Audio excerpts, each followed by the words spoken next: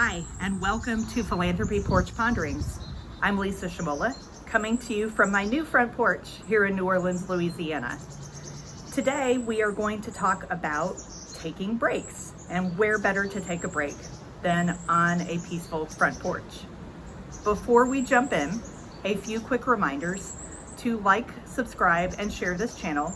There is a bell icon down below the video. If you click that, you'll be notified every time a new one is uploaded. Here we are in May 2021, which is Mental Health Awareness Month. And I can't think of a better way to prioritize your mental wellness than making sure that you build in breaks in your day, in your week, and in your year. Before the past year forced us to slow down, we were very much a go, go, go society. We still are in a way, just virtually now. It's not healthy to be productive every day, every minute, every hour.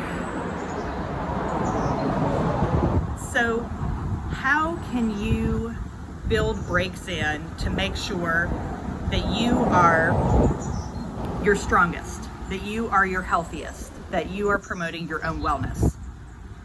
So within my workday, I personally build breaks in between my meetings. And it was maybe a little easier when we were meeting more in person because you would have to build in travel time between meetings to get from place to place. So why not build in that same concept around your meetings? And if you use an electronic scheduling tool, I personally use Calendly, Calendly.com. I'll put a link in the comments below. It allows you to create a buffer to where if someone schedules a meeting with you, you will have a buffer either before or after the meeting to where it won't put appointments back to back. And sometimes you just need a minute or two to breathe and process what you just went through in a meeting before you move on to the next. Build your action plan, your list of to-do items, etc. So as much as you can, put breaks within your day, or also even if you are working on a task for hours on end, you make sure that you get up and walk around. Make sure that you grab a snack, grab some water, be healthy. Then how do you build breaks into your week? Personally, I look at my calendar and I choose which days I'm going to work late into the evening and which days I'm going to quit working by 5 o'clock. And I do my best to honor those. It's not always possible. Sometimes I have to take appointments outside of those parameters. But this concept really hit me a few years ago when I was reading Shonda Rhimes' The Year of Yes book. And so here you have a big Hollywood producer and creator of these blockbuster television shows, and she stops checking her email at 7 o'clock at night, and she doesn't check her email on the weekends. So if she can do it, why can't we? And having that mental break from our work life allows us to come back the next day stronger and more refreshed. So I try very hard to respect those boundaries that I have set. I also try very hard not to deal with work items on the weekends if I can help it, again, to be refreshed and recharged on Monday morning. And then lastly, it's really important to build breaks in our year. If you haven't scheduled some time off this year yet, do it now.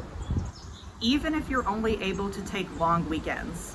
But if you can take a week or two off, that would be fantastic. I know I've personally scheduled a week off towards the end of the summer, but I've also built in some long weekends in between now and then, kind of like rest stops. If you've known me for any period of time, you know that running is in my history and I've ran lots of races. And so I like to think in running analogies, and you need those water stations and you need those rest stops, or you're never going to make it to the finish line. And with so much of us spending the last year mostly in our homes and not being able to travel, I bet a lot of us didn't take a week off last year. So if you haven't booked that week off, do it now. So to recap, I'd like to challenge you to think about how you can build breaks into your day, into your week, and into your ear. And I would love to know your strategies for doing this. So please share them in the comments, share them on social. You can follow Philanthropy on all of the channels.